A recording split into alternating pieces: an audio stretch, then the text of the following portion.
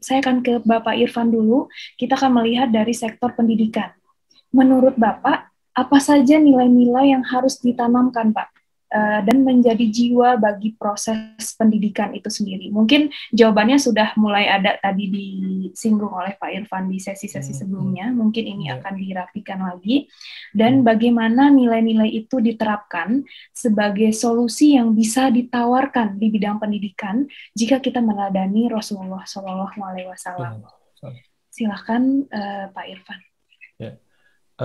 Terima kasih. Jadi kalau menurut saya apa yang bisa kita tanamkan gitu ya secara nilai berdasarkan suri tauladannya Rasulullah Shallallahu Alaihi Wasallam terkait pendidikan, yang pertama menurut saya adalah kerendahan hati atau kerendah hatian.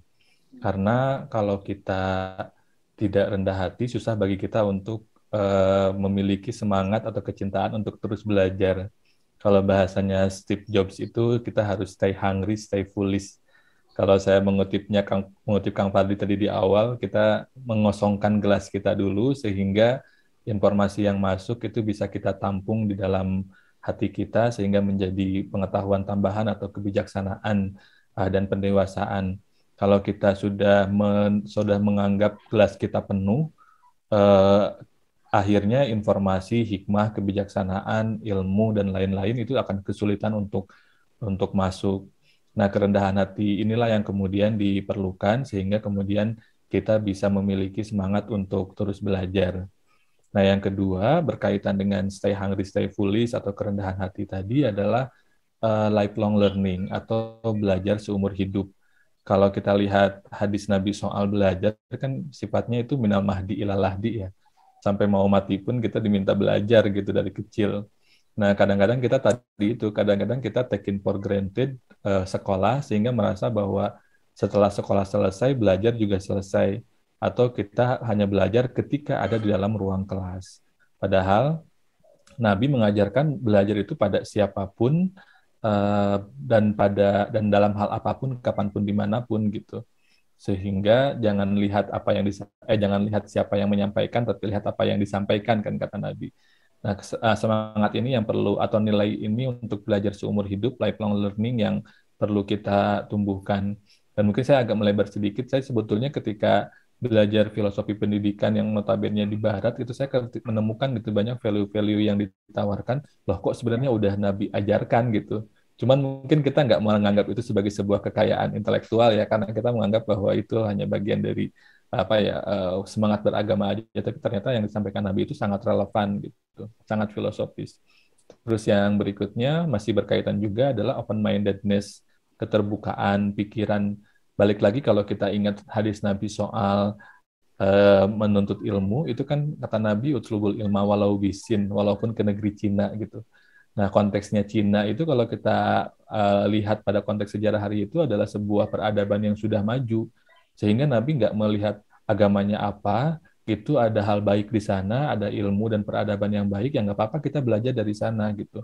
Dan ini artinya kita bisa belajar kepada siapapun, terbuka pikiran, sehingga ya kita menikmati perbedaan ini sebagai rahmat gitu, perbedaan pendapat gitu, tanpa perlu merasa bahwa teman kita hanya yang seragam pendapatnya gitu.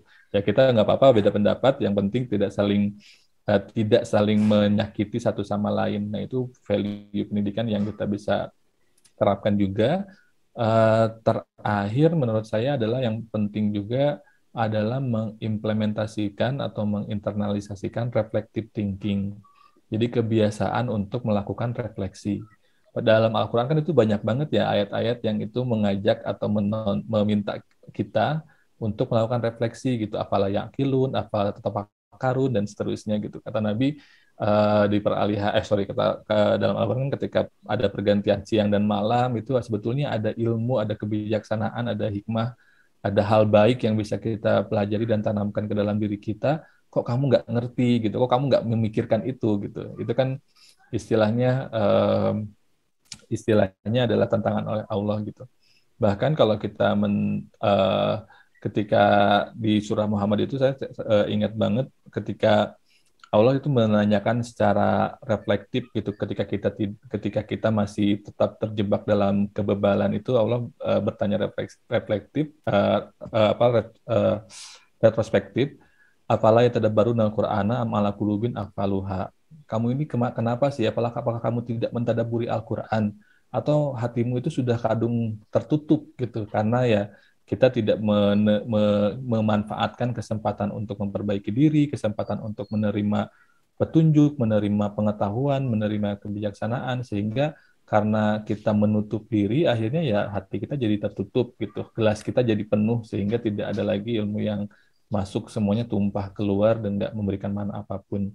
Nah ini yang penting menurut saya reflective thinking, karena ini untuk mengimbangi sebagian pendekatan pembelajaran di sekolah yang masih cenderung banking pedagogi gitu, yang sifatnya anak menghafalkan jawaban yang pasti benar di buku teks, di luar itu tidak ada lagi kebenaran gitu.